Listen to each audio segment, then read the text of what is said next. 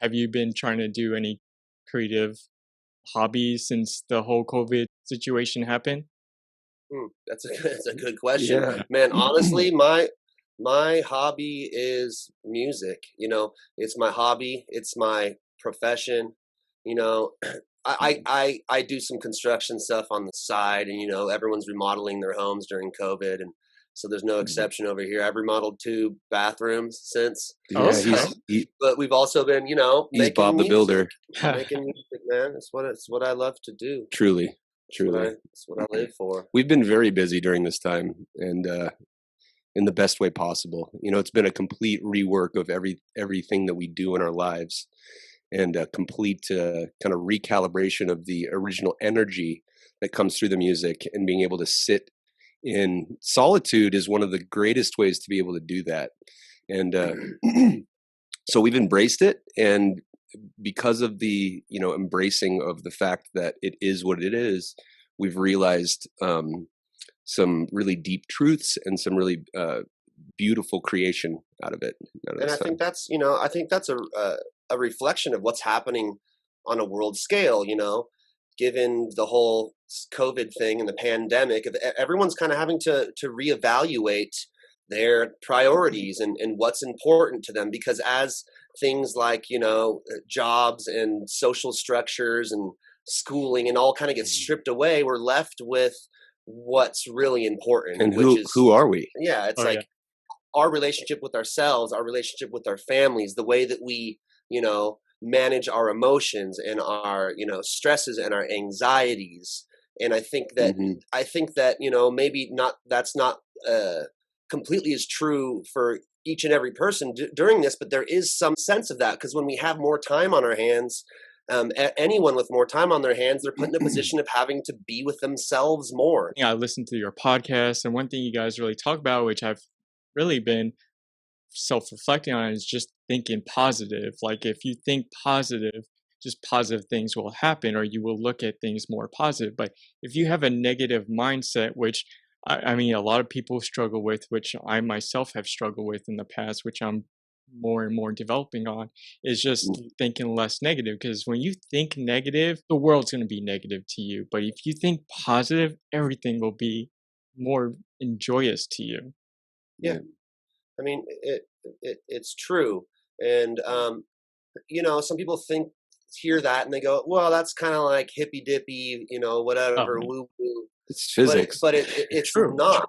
It's It's facts. literally the way our brains work. Like, you know, everyone has It's the way the universe works. everyone has the experience where they're looking for a car. They go, oh, I decided I want to have a red Volkswagen Beetle. Now everywhere they go, they see a red Volkswagen Beetle. You open your perspective by your focus. You train your perspective Straight up by your focus. Yeah. So when we train our minds to find the blessings in things, we find the positive edge of things, we end up just seeing more positive of things. And you evolve that edge by seeing it. You actually move it forward in consciousness by seeing it and focusing upon it. And so we're actually creating things out of the universe by doing that. Oh, yeah. And it's just physics. It's not even hippie. It's the way it works. Yeah. You guys worked with some great names in the past. One person that I would love for you to share about is your collaboration with Vaughn Benjamin, who passed away. And that's someone that I would love to just have on the program just to talk with, but you guys got a chance to just collaborate with him. Vaughn talks for a long time. Yeah, Oh, he'll sit down man. 4 hours. And it's 4 hours seems like 10 minutes when you're chatting with that guy, because he's such a deep ancient soul. Oh, man. Evolved my consciousness in ways that I can't really describe with words. And I've never been in the presence of somebody with that energy field before. He was a very special life, and somebody that I know for a fact could never be duplicated. Oh, yeah. And his what got him there was his everlasting devotion to the Most High, and whatever you see that as, and whoever you see that to be within yourself. And so he started to get intuitions at a very young age and visions at a very young age to do what he did, and he followed his path all the way to the end, loving Jah. Right. And everything he spoke, everything he did, everything he emanated was of that frequency and in accordance with his highest self. Yeah, and it's not that he started that way and just was that way. That was his goal. Yeah. So it's like, You have to aim. you know, it's not an inaccessible reality for any of us. Exactly. It's like, we are human. We do have faults. We do have weaknesses, and we do have things to overcome. That's why we're here. But it's understanding our trajectory is based on where we focus. And that's what Vaughn gave us the ability to do. He gave us an example of someone who is doing that actively. Yeah. And in the beginning, I was like, how does this guy even exist? I don't understand how you can be the way that he is. I don't get it. It's like he's an alien or something, you know. But as the years went by and we had sat with him multiple times, done collaborations with him, and really just the focus of intent through our music to have that type of resonance in you know, the collective heart of reggae music. And to be shown to us that these things are possible to all men that want to strive to know themselves, to know God. To know yourself is to know God. And you know, one of my favorite lines of his is lose everything to know God, lose everything to know Jah. So it's really the shedding of yourself, of what you think that you are, which allows you to, you know, become more enmeshed with the frequency of all that is, which is what God energy is. Yes. Yeah. Yes. He has so much music out. I mean, the thing is, he's still coming out with new music. Bro, it was like when I was a kid, I was a kid. I mean, you know, 15 years ago. I suppose I was a kid. You know, he already had, you know, 40 albums out.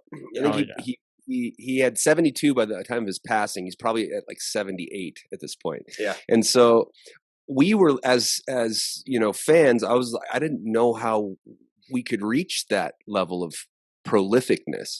Yeah. But as you start to move in the ways in which you know yourself, you start to realize that not only is possible, but that record could even be beaten.